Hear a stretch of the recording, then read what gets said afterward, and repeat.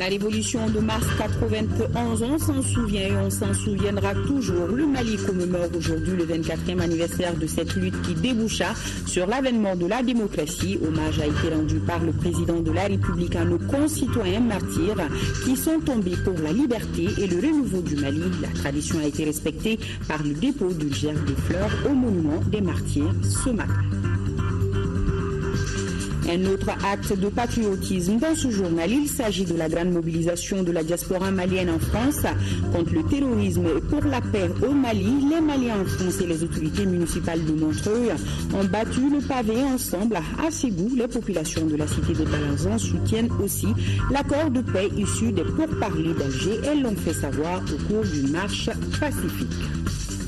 Nous allons prendre les routes avec Solibre Makita qui va nous parler de la croisade anti-véhicules non immatriculés engagée depuis une semaine par le gouvernement. Sommes-nous de bons citoyens qui respectent les normes et règles classiques de la circulation routière? On le saura dans cette édition.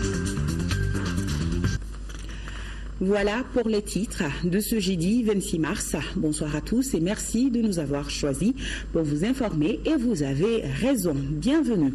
Voilà de cela 24 ans que le Mali est un pays démocratique. Une situation qui a vu sacrifier de milliers d'anonymes, tous motivés par un idéal, celui de la liberté. À l'occasion de la commémoration de la révolution de mars 91, le président de la République sacrifie à une tradition. Ibrahim Boubacar Keïta a procédé ce matin au dépôt d'une gerbe de fleurs au monument des martyrs, un geste qui rend hommage à nos compatriotes qui se sont sacrifiés pour l'avènement de la démocratie et du multipartisme dans notre pays. Bourama Traoré était présent. 26 mars 2015, un jour de souvenir. Il y a 24 ans exactement qu'un nouveau soleil s'est levé au Mali, soleil de la liberté et de la démocratie, non pas sans sacrifice. Énorme sacrifice consenti par le peuple malien aux victimes de la répression de mars 1991, l'hommage de la nation, avec en tête le président de la République Ibrahim Boubacar Keïta, une cérémonie solennelle.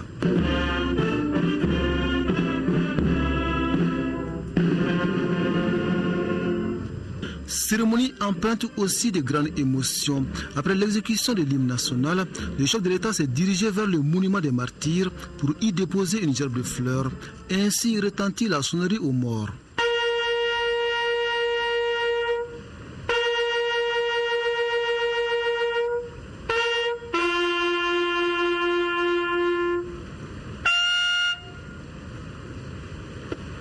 L'acte présidentiel est un devoir de mémoire et de reconnaissance du sacrifice ultime de nos compatriotes, loin d'être donc un geste anodin. Ce n'est pas pour moi un rituel banal. C'est un rituel plein de signification. Beaucoup de nos êtres chers, et quand je le dis, très proches. Très proches. C'est parti. Ça, c'est une émotion qui restera à vie, indélébile. Et c'est ça notre aiguillon, c'est ça notre guide au quotidien. Ce Mali dont ces jeunes, pour la plupart, ont rêvé, nous avons devoir et mission aujourd'hui de le réaliser, avec l'aide de tous. Et le chef de l'État d'aller saluer les élèves et étudiants du Mali. La main sur le cœur, il est imité dans son geste par ses concitoyens, signe d'un engagement commun pour un Mali plus démocratique et en paix. Si pendant des mois, on nous a vu presque amputer le gouvernement de 5 éléments pour en Alger, faire en sorte que ce pays se retrouve, se réunisse, c'est en mémoire de cela, de toutes ces victimes-là, de celles-là qui sont parties. Et qui nous font exigence aujourd'hui, morale et éthique, de faire en sorte que leur rêve, que leur combat n'ait pas été vain. C'est à cela que nous avons commis tous, collectivement, un bloc uni, un front uni national aujourd'hui pour le salut du Mali. C'est à cela que nous nous dédions quotidiennement, pas à autre chose. Et je souhaite qu'aujourd'hui, tous les cœurs se tournent vers leurs souvenirs. Mais de manière porteuse, pas de manière larmoyante, pas de manière mièvre, mais de manière forte, courageuse, déboule, telle qu'ils ont souhaité que nous soyons. Et nous serons ainsi, Inch'Allah. Dernier acte du président de la République, la salutation des personnalités présentes, parmi lesquelles les membres du gouvernement, les présidents des institutions, les ambassadeurs et les acteurs du mouvement démocratique. Un parterre de personnalités mais une seule conviction, les morts du 26 mars 1991 ne sont pas morts. Et toujours par rapport à cette date de l'évolution du 26 mars 91, le bureau politique national de l'UM-RDA Faso Djigui rend hommage au peuple malien tout entier pour son combat héroïque mené il y a 24 ans contre l'oppression et la dictature, dans la douleur et dans le sang pour l'avènement d'un Mali démocratique garantissant les libertés et les droits fondamentaux de tous les citoyens. La CODEM, la Convergence pour le développement du Mali, donc, s'incline devant la mémoire de tous les martyrs de la démocratie. La CODEM invite les acteurs du mouvement démocratique, la classe politique et l'ensemble du peuple malien à la préservation des idéaux du 26 mars 91, si chèrement acquises par notre peuple, notamment la liberté et la justice sociale. Ce 26 mars, choisi également par les représentants de la communauté du Nord pour parler du processus de paix et de réconciliation, ils se sont retrouvés cet après-midi à la pyramide du souvenir pour échanger et discuter sur la situation actuelle du pays. Pour les représentants du Nord, l'heure de la mobilisation a sonné pour stopper la propagande médiatique. Le reportage de Mohamed Diarra. Trop, c'est trop, ça suffit. Une minorité de personnes ne peut pas prendre en otage l'avenir d'un pays, le devenir des populations maliennes qui n'aspirent qu'à la paix. Les représentants des communautés du Nord tapent ainsi du poing sur la table face au refus de la coordination des mouvements de Dazawara de parapher le document. Les représentants du Nord se mettent ainsi face à leurs responsabilités. Notre silence est-il devenu coupable? Oui, coupable et assourdissant, car qui ne dit mot consent? Et je dis, aujourd'hui ça suffit. Brisons le silence. Aucun groupuscule ne peut et ne doit s'arroger le droit d'être le droit même avec les armes de parler et d'engager les autres sans leur avis. Une mobilisation assortie d'une proposition concrète, celle de stopper la propagande médiatique. Le temps est donc venu de s'organiser pour bâtir notre propre stratégie de communication, pour réagir, pour agir face à ceux qui prétendent parler à notre nom sans notre mandat. Les représentants du Nord sont contre toute idée séparatiste. Ils refutent catégoriquement l'appellation Azawa des régions du Nord. Ils saluent pour ce faire les efforts du gouvernement et ses partenaires qui ont abouti au paraphe de l'accord signé le 1er mars. Toutefois, les représentants des régions septentrionales joueront le rôle de sentinelle. Nous comprenons que dès lors que nous acceptons de nous mettre à la table de négociation, il nous faut consentir des sacrifices, accepter de renoncer à quelque chose et de donner une autre en échange. Mais on ne donne pas tout et n'importe quoi. Notre combat à compter de cet instant est de refuser d'être ce que nous ne sommes pas au nom de la paix. Notre volonté est de réaffirmer notre identité et rétablir l'histoire et la géographie de notre pays, réviser pour des raisons et des objectifs que nous ne partageons pas. En somme, l'idée de cette rencontre a été saluée par tous les intervenants. Dans les jours à venir, ils entendent mener d'autres actions pour porter la voix du Mali, celle d'une paix durable, gage de développement. Les populations de la cité des Balançons se reconnaissent dans l'accord de paix issu des pourparlers d'Alger. Ce soutien a été exprimé lors d'une grande marche ce jeudi à Ségou, quand Dessila était parmi les marcheurs. L'union fait la force. Le Mali reste et restera un et indivisible. Œuvrons tous pour la paix, l'unité et la réconciliation.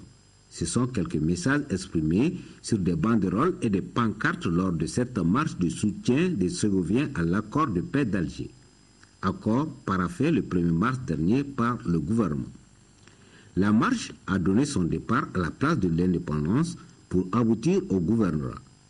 Sur ce trajet d'environ 2 km, l'ensemble des couches socio-professionnelles, avec à leur tête les pionniers, suivis des membres du gouvernement et des élus, les citoyens, tous, ont exprimé leur soutien indéfectible aux autorités du pays. Ce n'est pas le ministre qui marche, c'est le citoyen qui répond à l'appel de Ségou pour soutenir les accords d'Alger, pour faire en sorte que le Mali reste uni, que le Mali reste un, que la paix puisse revenir dans notre pays avec l'ensemble des Maliens.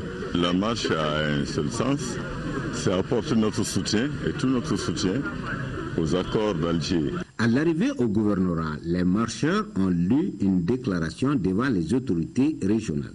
Nous, population de la région de Ségou, dans toute sa diversité et ses croyances, soutenons sans réserve l'accord d'Alger paraphé le 1er mars 2015 par le gouvernement de la République du Mali au nom de son peuple souverain.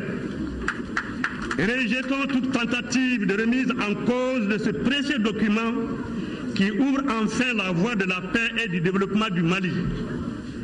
Invitons nos frères qui hésitent encore à parapher cet accord qui est une chance à ne pas rater au risque d'être la risée des autres peuples.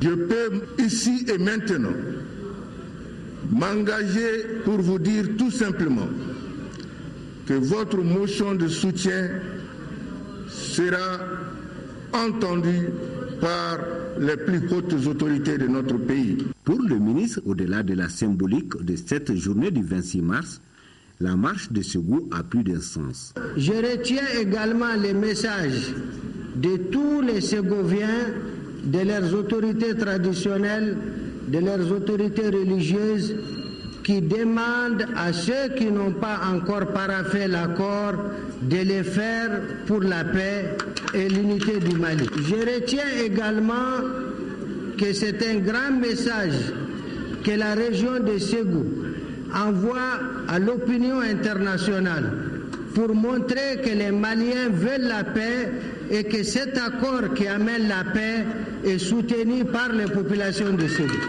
Une occasion également mise à profit par les chefs coutumiers et religieux d'exprimer toute leur confiance aux autorités du pays. Et c'est l'imam de la grande mosquée de Ségou qui a clôturé la cérémonie par des prières et des bénédictions. Elles ont aussi battu les pavés. Je parle de la diaspora malienne en France, précisément celle de Montreuil. Elle dit non au terrorisme et oui à la paix au Mali. La mobilisation était grande avec la diaspora malienne. Les autorités municipales de Montreuil ont pris part à cette marche pacifique. Le commentaire de Mohamed Ould Mamouni. Non au terrorisme, on est pour la paix au Mali.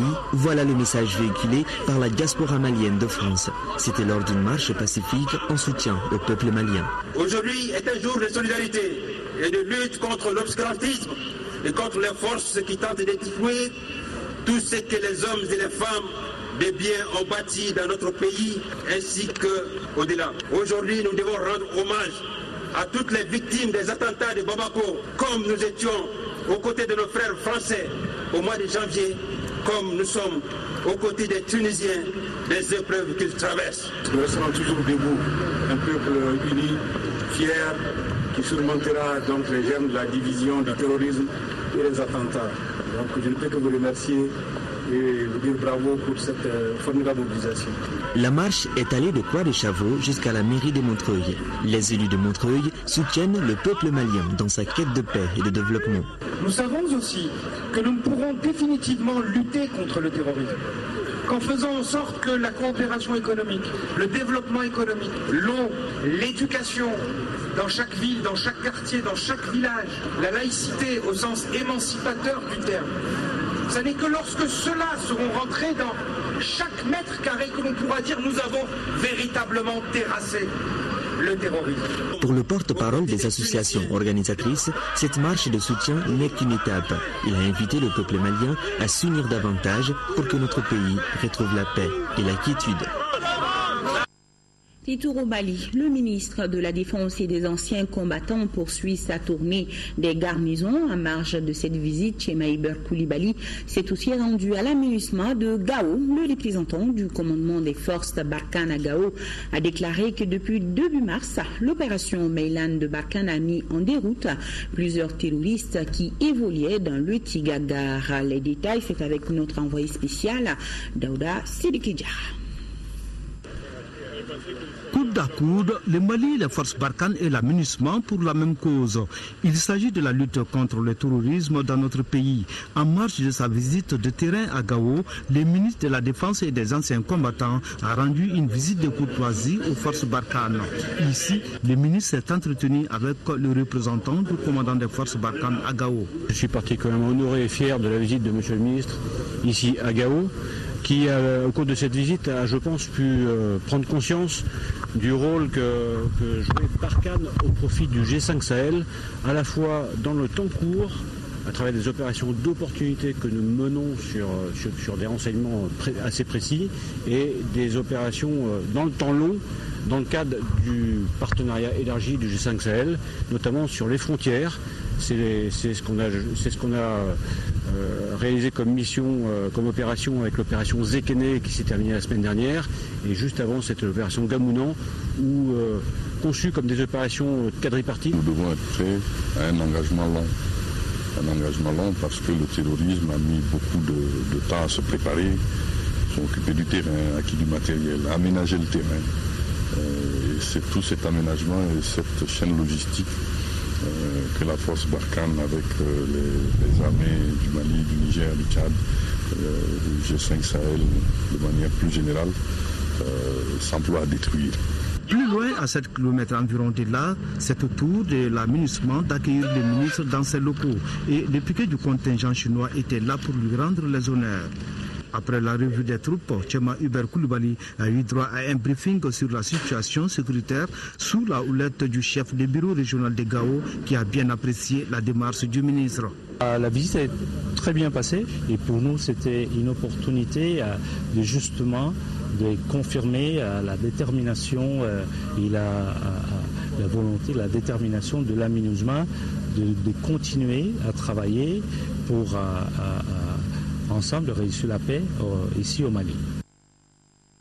Et nous allons rester avec les hommes en tenue pour répondre à cette question. Quel peut être l'apport des anciens militaires dans l'armée d'aujourd'hui? Nous avons rencontré des vétérans qui ont entre 31 et 42 ans de service dans l'armée. Moïse Traoré nous les présente. Il y a une cinquantaine d'années, l'effectif de l'embryon de l'armée malienne était de 20 officiers, 207 sous-officiers et 1357 hommes de rang. Des hommes qui ont défriché différents chantiers, défendu l'intégrité du territoire national et contribué au rétablissement de la paix sur plusieurs foyers de tension. Devant les défis contemporains et les menaces du présent, les vétérans de cette corporation estiment indispensable une réforme de l'armée. On doit faire appel à toutes les intelligences. Ces intelligences-là, on les trouve non seulement parmi les militaires à la retraite qui ont du savoir-faire et qui connaissent le terrain. On les oublie. On est en train de prendre de tout petits jeunes qui n'ont fait que 3 mois de formation et qui ne connaissent même pas les noms des armes pour combattre. Ces militaires à la retraite qui sont encore bien portants, qui peuvent encore supporter, ils peuvent aller sur le terrain, ils n'ont pas besoin d'argent. Parce que c'est une question d'honneur. Ça concerne tout le monde maintenant. On doit faire un symposium de tous les officiers supérieurs, généraux et soldats, ensemble discuter, tirer une conclusion pour montrer l'avenir de ce pays. Jouissant de sa retraite dans la périphérie de la capitale, il avait été recruté par la France le 11 janvier 1947. Retiré avec le grade de capitaine français et de lieutenant au Mali, le vétéran affirme avoir officiellement 90 ans et officieusement 93 ans. Recrutement mauvais. N'importe qui est militaire. Sous couvert, sous couvert. Sous couvert, sous couvert. Alors des bandits, des preneurs de drogue, des places de taxi, des places de transport qui n'ont pas à bouffer ni à manger, qui prennent des drogues pour être courageux, pour pouvoir veiller. De notre temps, les lettrés étaient aussi courageux que les Koulibaly qu'on appelle les illettrés. Mais maintenant, les lettrés, ils sont intellectuels, c'est tout. Ils ne sont pas courageux. Ils sont partis. Il faut qu'on soit bien armé et qu'il y ait beaucoup de recrutement. Il s'agit de beaucoup d'hélicos et des avions de chasse, comme dans le temps, quoi. Parce que maintenant, on n'a rien. Si vous voyez qu'on a fait appel à la France, Ce n'est pas à cause des hommes sur terre, hein. C'est à cause de l'aviation. Le Mali a comme 1 241 000 km². Vous croyez qu'ici, on n'avait pas assez d'effectifs dans le temps? Nous, on pouvait ajouter les 41 000 km² au Mali. C'est l'armée malienne qui a ajouté, qui a agrandi le territoire malien, mais avec beaucoup d'effectifs. On ne peut pas avoir une armée avec des effectifs minimes. Ce n'est pas possible. 8 jours après la proclamation de l'indépendance, le 20 janvier 1960, était signé l'acte de création de l'armée malienne. Une armée. Voilà, le passé. Le Conseil des ministres a adopté un projet de loi portant prorogation à titre exceptionnel des mandats des conseils communaux, des conseils des cercles, des conseils régionaux et du conseil du district de Bamako. Une prorogation qui s'explique, selon le ministre de l'administration territoriale et de la décentralisation, Abdoulaye Idrissa Maïga, par le report des élections communales qui était prévu pour le 26 avril prochain. Le ministre Maïga qui précise toutefois que les pouvoirs des élus pendant la durée de cette prorogation vont être encadrés. Nous l'écoutons au micro de Sidiki Dameli. Ce qui justifie cette prorogation, c'est dire d'abord que c'est la suite logique, j'allais dire le corollaire au report des élections qui avaient été envisagées pour le 26 avril 2015. Et à partir du moment où, au cours des échanges avec la classe politique, nous avions accepté d'être attentifs aux arguments, aux recommandations, à leurs suggestions, il fallait, dans la prise de décision, exprimer au niveau du gouvernement la volonté d'avoir effectivement des élections inclusives. Et ne pas aller dans le sens de la mise en place des délégations spéciales. Alors, monsieur le ministre, on sait habituellement, vous l'avez évoqué, ce sont des délégations spéciales qui sont mises en place. Mais qu'est-ce qui a motivé cette fois-ci le gouvernement à maintenir ces élus des conseils des collectivités? Souci d'économie ou d'efficacité? Oui, c'est vrai. La loi permet, ou la loi autorise la mise en place des délégations spéciales. Et vous savez, le contexte dans lequel nous nous trouvons est un contexte assez difficile, assez délicat. Et pour réduire la marche du hasard, nous avions effectivement évité, j'aime bien l'expression que j'utilise tout le temps, de précipiter le temps de délégation spéciale. Simplement parce que si par ailleurs ça pourrait se passer sans difficulté, il y a dans certaines parties de notre pays des lieux, des localités au niveau desquelles ça poserait beaucoup de problèmes. Alors, monsieur le ministre, est-ce que le pouvoir des élus communaux pendant la durée de cette prolongation sera limité ou bien ils pourront exercer la plénitude de leur pouvoir? Une question importante, parce que de prorogation en prorogation, il faut dire que, ça j'aimerais bien le rappeler, la première prorogation qui avait été faite, c'était aussi des mesures réglementaires. Donc par voie de décret, c'était possible. Mais dès lors, en arrivant à ce niveau-là, on n'avait que deux autres, c'est-à-dire il y a deux voies. Entre autres, le chemin que nous avions emprunté, c'est effectivement ce chemin-là qui va nous conduire à une loi dérogatoire qui sera discutée devant l'Assemblée. Je pense à la première séance plénière de la prochaine session, on va pouvoir le faire. Mais la question que vous posez est d'importance. Ça veut dire qu'il y aura cette disposition exceptionnelle, mais il faut qu'il y ait aussi des mécanismes pour encadrer cette période exceptionnelle. Et il faut forcément le faire. Vous savez, ce souci, de la même manière dont je disais tantôt qu'il faut craindre qu'à travers les délégations spéciales qu'on vienne gripper la machine, d'aucuns diraient qu'ils ne viennent casser la machine, la boîte, de la même manière, ceux qui sont en fin de mandat on ne peut pas, par exemple, leur permettre de continuer cette spéculation foncière à laquelle tout le monde s'adonne. Entre autres, pour dire qu'effectivement, vous avez raison, ces pouvoirs vont être encadrés. Et ensuite, il faudrait aussi s'assurer que les conseils, les maires, soient capables de convoquer des sessions, parce que c'est la pratique. Il me semble qu'il y a un certain nombre de mesures, effectivement, que nous allons édicter, mettre en place pour encadrer ces pouvoirs-là durant la période exceptionnelle que nous allons ouvrir. Voilà, c'était là le ministre de la décentralisation, Abdoulaye Idrissa Maïga, qui expliquait le report des élections communales qui étaient prévues pour le 26 avril prochain. Intensifier les échanges dans le domaine universitaire et mieux faire connaître le Mali. C'est sous ce signe qu'était placée la journée consacrée à notre pays par l'université de Sheffield dans l'État de la Virginie occidentale aux États-Unis. Cette institution universitaire a pour la première fois invité l'ambassadeur Tiena Coulibaly à venir parler du Mali aux futurs décideurs qui sont les étudiants des échanges fructueux qui esquissent les prémices d'un futur partenariat avec la Sheffield University. Les précisions de notre envoyé spécial, Salif Sanogo. En 144 années d'existence, c'est la seconde fois de son histoire que l'université de Sheffield, en Virginie occidentale, accueille un ambassadeur africain.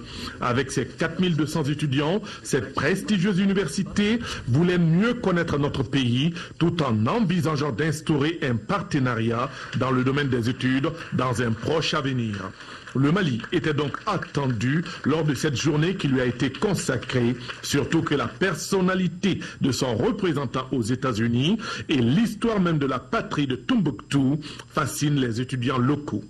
Nous sommes très heureux, je suis très heureux, c'est une grande opportunité, le fait que nous recevons son Excellence M. Coulibaly Tiena ici, et que c'est une richesse pour nous parce que avec son parcours scolaire, son histoire, nous sommes très heureux de le recevoir ici, parce que nous les Américains, originellement, on ne fait pas ou on ne connaît même pas ce qui se passe dans les pays de l'Afrique. Aujourd'hui, on découvre le Mali, on découvre le Mali bas.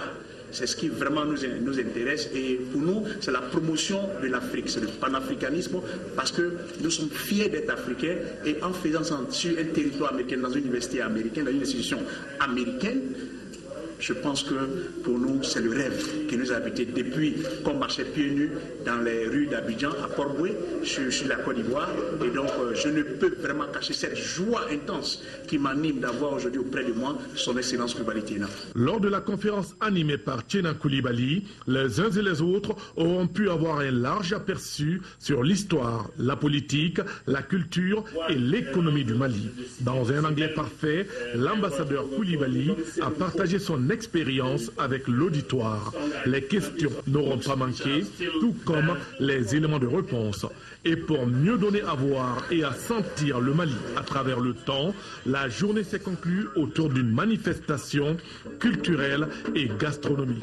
Le Mali des mets délicieux a marqué de bons points et les demandes de recettes culinaires attestent que bon nombre d'étudiants sont rentrés chez eux avec une partie du Mali qu'ils viennent d'ailleurs de découvrir. Surtout la sauce d'arachide du Mali. Merci Salif. Ici au Mali, la croisade anti-véhicules non immatriculés est engagée depuis une semaine par le gouvernement.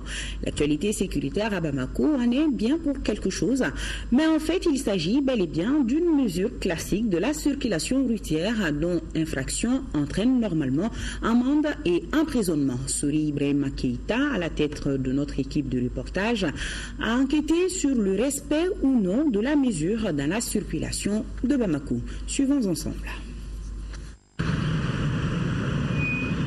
Dans la circulation de Bamako, tout est permis, même ce qui est interdit.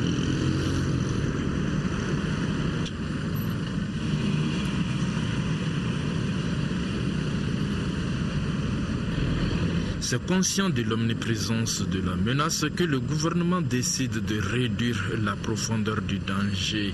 Chat échaudé du restaurant La Terrasse, craignant l'eau froide des engins non identifiés. Alors, un cheval de bataille.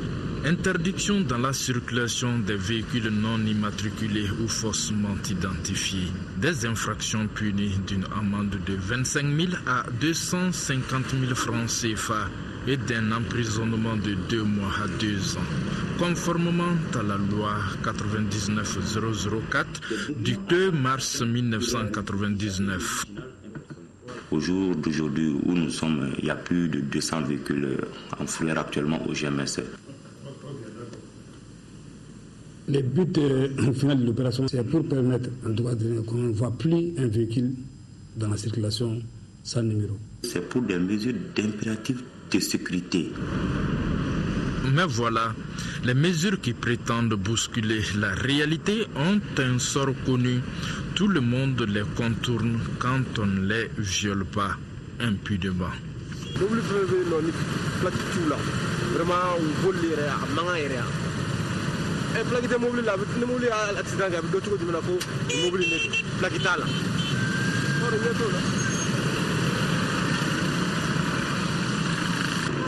C'est pas une bonne chose quand même.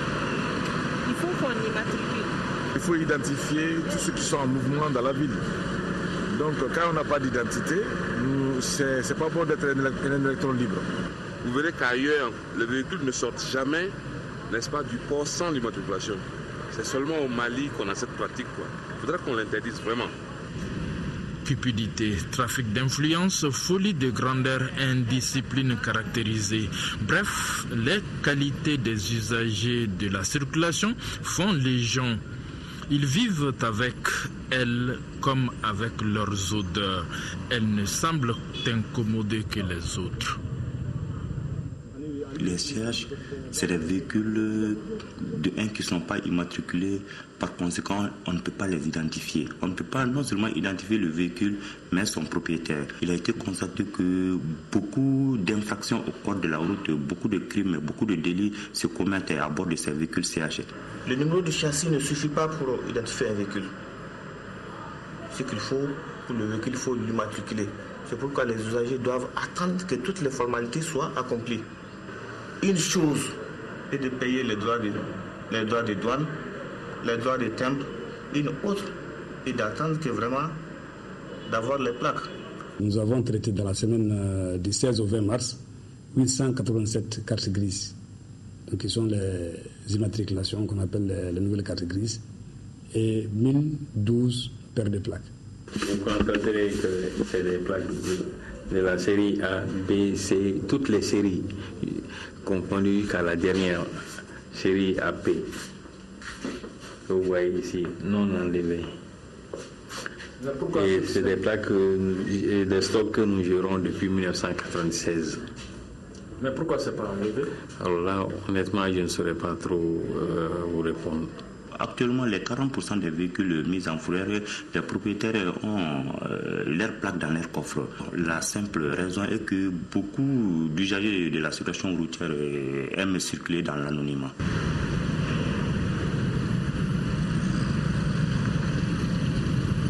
Il faudrait que les autorités aussi aient des moyens des formalités qui puissent être assez rapides pour qu'on dédouane les véhicules très vite.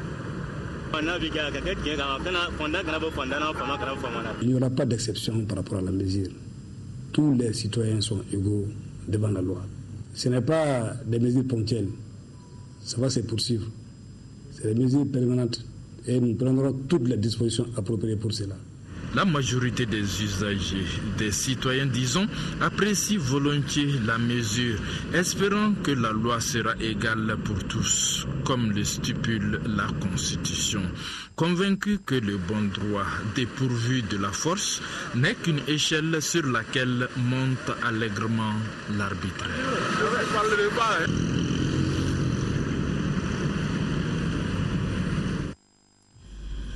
À présent, écoutons Assouri Aïcha Belko Maïga, 5e vice-présidente à l'Assemblée nationale du Mali. Elle va nous édifier sur les activités de la saison inaugurale du Parlement national des jeunes du Mali qui se tiendront du 26 au 30 mars à l'Assemblée nationale du Mali. Elle est au micro de Aïssata Salihou Maïga. Il s'agit de mettre ensemble des jeunes qui vont venir de toutes les régions du Mali. Ces jeunes se verront hébergés à Bamako. Et pendant leur séjour, ils auront à mettre en place les bureaux du Parlement. Après, ils auront aussi à participer à la mise en place des 4 commissions de l'Assemblée parlementaire de la francophonie. Et ils vont aussi bénéficier des communications sur l'avis de l'Assemblée, sur les procédures législatives, sur le rôle des députés et beaucoup d'autres thèmes qui nous intéressent actuellement. Et notamment la paix, la réconciliation, et puis ils vont aussi participer à d'autres activités telles que la visite de certains monuments à Bamako, parce que vous savez qu'il y a des jeunes qui n'ont pas eu la chance de voir Bamako. Il y a des jeunes qui pour la première fois en tout cas verront certains lieux peut-être touristiques à Bamako. Nous avons décidé de prendre dans tous les cercles du Mali les premiers des DF. L'actualité, c'est aussi cette grande mobilisation aujourd'hui au CICB. Les associations de soutien à l'ancien président Amadou Toumani Touré réclament son retour au Mali. Elles ont tenu ce matin une assemblée générale pour demander aux autorités du pays de faciliter son retour au Mali. Un retour qui participera à la paix, à la réconciliation nationale et au pardon, dixit les organisateurs. Le compte rendu de Boubacar Sissoko. Cette assemblée a réuni plusieurs cadres du Parti pour le développement économique et social PDS, des clubs et associations de soutien à ATT. Les délégués sont venus des régions et de l'extérieur du Mali. Il s'agissait pour les organisateurs d'exprimer leur souhait de voir l'ancien président Amadou Toumani Touré regagner son pays, le Mali. ATT qui vit en exil à Dakar au Sénégal depuis avril 2012. Selon les initiateurs de la rencontre, leur démarche ne vise pas à imposer ce retour. Ils veulent juste demander aux plus hautes autorités de notre pays de faire en sorte que l'ancien président puisse rentrer sans difficulté au Mali. Ils disent vouloir participer ainsi à la réconciliation nationale, à la paix et au pardon dans notre pays. Les membres de la Commission éducation, culture et technologie de l'information et de la communication ont entamé depuis hier une visite de terrain de 5 jours dans la région de Mopti. Objectif, permettre aux membres de la commission de voir les réalisations effectuées dans le cadre de la promotion culturelle. Envoyé spécial Aliou Touré, Abdraman Maïga. Le centre de l'architecture en terre a été la première infrastructure à recevoir les membres de la commission éducation, culture et technologie de l'information et de la communication dans la région de Mopti. Ce centre qui a vu le jour en 2010 est le fruit de la coopération entre le Mali et la fondation Aga Khan pour la culture. Il sert d'espace de diffusion de bonnes informations sur le patrimoine culturel en Banco. On retrouve dans le centre l'architecture de certaines mosquées rénovées en 2004 grâce au projet de réhabilitation du patrimoine en terre, comme par exemple la mosquée de Djingareber de Tombouctou, la mosquée de Djenné et le tombeau des Askia de Gao. D'abord content et étonné. Content pourquoi? Content parce que vraiment beaucoup de réalisations ont été faites.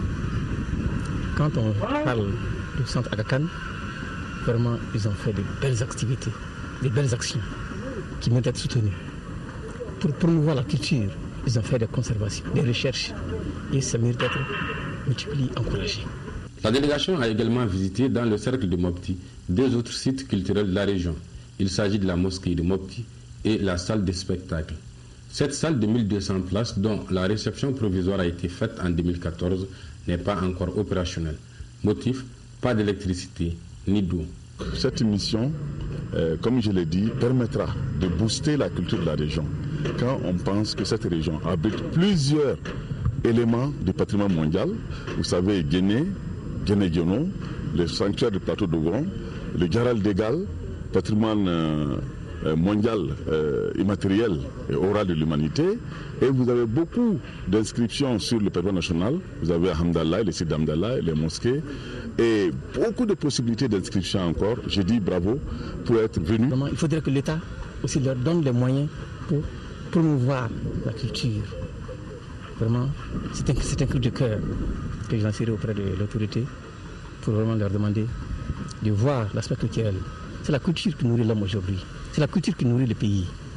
Il y a de leur dire, vraiment de revoir leur copie pour mettre un peu d'accent vers la culture malienne. Auparavant, la délégation a rencontré le gouverneur de la région de Mopti. Au cours de l'entretien, il a été question des objectifs de cette émission et les ambitions de cette commission dans le cadre de la promotion et de la protection des édifices culturels du Mali. Le ministre des Mines vient de doter la direction régionale des mines et de la géologie de Sikasso de matériel de bureau et moyens roulants. Sékou Kounaté, les détails. Composé d'un véhicule pick-up, d'une moto à Apache, de matériel informatique et équipement de bureau, estimé à plus de 26 millions de francs CFA, ce lot de matériel est un geste du ministère des Mines à la structure régionale en charge de la géologie et des mines en région de Sikasso. Cette donation vise donc à rendre opérationnelle cette direction. On a pensé qu'il n'y avait pas beaucoup de chance à ce qu'à chaque mission, qu'une grosse équipe se déplace de Bamako pour venir au niveau des régions, alors que nous avons du personnel ici, du personnel très compétent, que ce soit sur les questions de géologie ou de mines, qui peut faire le travail. Et ce qui manquait jusqu'à présent, c'était les moyens logistiques, matériels, et puis les moyens qui les aideraient à faire les études et les recherches en termes de géologie nécessaire et ensuite faire remonter l'information au niveau central. Un geste donc qui vient soulager cette structure dans une région où l'activité aurifère est en plein essor. Auparavant, le ministre avait rencontré les acteurs du secteur et administrateurs pour échanger autour des grandes préoccupations du secteur des mines. Il faut l'encadrer et faire en sorte que ça contribue à notre économie nationale. Faire en sorte que cette activité qui échappe à toute fiscalité aujourd'hui puisse aussi contribuer aux revenus de l'État et, plus important, aider les airpailleurs à sortir de la précarité dans laquelle ils sont. Donc nous essayons de faire un travail avec la Chambre des mines et puis sa délégation régionale pour mettre en œuvre certaines recommandations importantes qui ont été issues du forum que l'on a organisé au mois de septembre dernier. Et c'est par une visite les locaux de la direction régionale des mines et de la géologie de Sikasso que s'est achevée cette cérémonie de remise. Tenue à Caille de la 13e session ordinaire du conseil d'administration de l'hôpital Fousséini Daou, plus d'1 milliard de francs CFA sont prévus pour le budget 2015 de l'hôpital. De Caille, la correspondance de Kansoutou Kanouti. Au cours de cette 13e session ordinaire du conseil d'administration de l'hôpital Fousséini Daou de Caille, les débats ont été axés 2 jours durant sur l'adoption du rapport d'activité 2013-2014, l'adoption du projet de budget 2015, l'adoption du projet d'établissement 2015-2019. Ce sont plus d'1 milliard de francs CFA qui sont prévus pour le budget 2015. Et par rapport au budget 2015, il est prévu 1 milliard 229 millions, dont l'appui de l'État s'élève à 55%.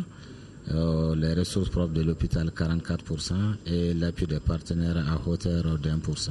Le projet d'établissement qui est élaboré, qui va s'étendre sur une période de 5 ans, et pendant ces 5 ans, tout ce qui va se faire en termes d'accueil, en termes de soins infirmiers obstétricaux, en termes de gestion des évaluations des risques au niveau de l'hôpital, donc ce document retrace tout cela. Donc ça va être la feuille de route pendant les 5 années. Selon le directeur général de l'hôpital Fousséini Daou, les recettes sont en nette augmentation. L'hôpital a enregistré un taux de croissance de 35,64% entre 2013 et 2014 grâce à un effort conjugué de l'ensemble du personnel, de la société civile entre autres. Nous pouvons féliciter l'ensemble du personnel pour les efforts fournis, puisque les recettes sont en nette augmentation, ce qui nous permet de faire face à beaucoup d'activités, à beaucoup de dépenses pour améliorer la qualité des soins.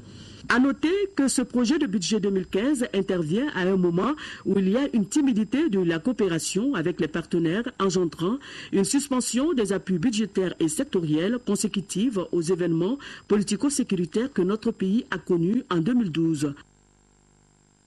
Visite des parcelles de la plaine Gorfo-Ndo à Diré, région de Tombouctou, une initiative de la station régionale de recherche agronomique qui assiste les producteurs de blé de la région. L'objectif visé est d'augmenter la production nationale de 20%, d'où l'implication des femmes du début à la fin de l'essai. Le reportage de Yéa Tandina.